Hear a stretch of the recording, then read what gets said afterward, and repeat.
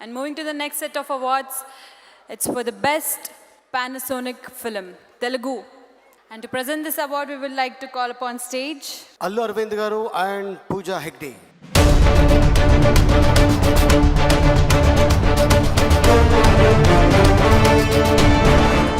ఒక ప్రశ్న అలీ సార్, మమ్మల్ని ఇద్దరిని పేరు చేయమని నువ్వు చెప్పావని అక్కడ నాకు చెప్పారు.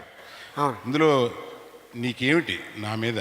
ఇప్పుడు ఈ అమ్మాయి పక్కన అందులో 9 అంగుళాల హీల్ వేసుకుంటే అమ్మాయి పక్కన నన్ను నుంచోబెట్టి నువ్వు ఏం చేయాలని? అంటే సార్, ఆ అమ్మాయి వచ్చేటప్పుడు ఆ గౌన్ మీరు తొక్కారా లేకపోతే ఆటోమేటిక్గా అతుక్కుందా?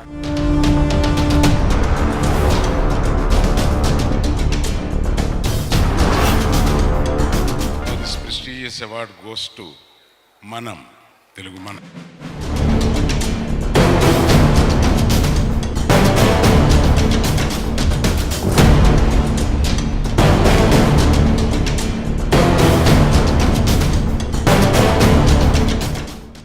Saima, thanks once again. On behalf of Dad, Supriya and the whole Annapurna family, thank you very much for this. It's a very special movie for the family. I'm sure you all know it. Ade Kakunda, I'd like to thank my director Vikram for putting us all together on the screen. Anup, who gave us fantastic music, the lovely ladies of the film, Samantha and Shriya, P.S. Vinod for cinematography, and everyone else who's been a part of it. Sushant is here. I think he wants to say a few words. He's been emotionally attached to the film as well. ఈ cinema first సినిమానే కాదు, తాతగారి ఒక special journey లాగా జరిగింది. సినిమాలో మేము act అయిపోయిన ఇంట్లో అదంతా ఫస్ట్ టైం అనుకుంటా. ప్రొడ్యూసర్గా అక్కినేని ఫ్యామిలీ అనేయటం ఫస్ట్ టైం అనుకుంటా. So it's very special gesture. Cinema మన నాగార్జున గారు డిసైడ్ చేశారు అది. And of course Supriya.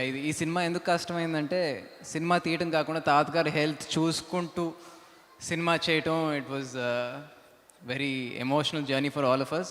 మేము 20 మంది కలిపి సినిమా ఎండ్కి డబ్ చేసాం ఫ్యూ లైన్స్ తాతగారి గురించి. సో దట్ వే చిన్మామ got every one of us involved in the film. So I would like to thank every one and Chaitanya thank the team anyway. So just like to say thank you and ANR lives on. Akkineni గారి ఫ్యామిలీలో అందరూ కలిసి చేయాలని కోరిక ఉండేది. So మనం చిత్రం ద్వారా వీళ్ళందరూ ఈ చిత్రంలో నటించడం, వాళ్ళే ప్రొడ్యూస్ చేయడం, అది సూపర్ డూపర్ హిట్ అవ్వడం అనేది నిజంగా మాకు ఇండస్ట్రీకి కూడా చాలా గర్వకారణం, ఆనంద కారణం. ఒకసారి అందరూ క్లాస్ కొట్టండి, ఎందుకంటే Shyam sir, ANR lives on.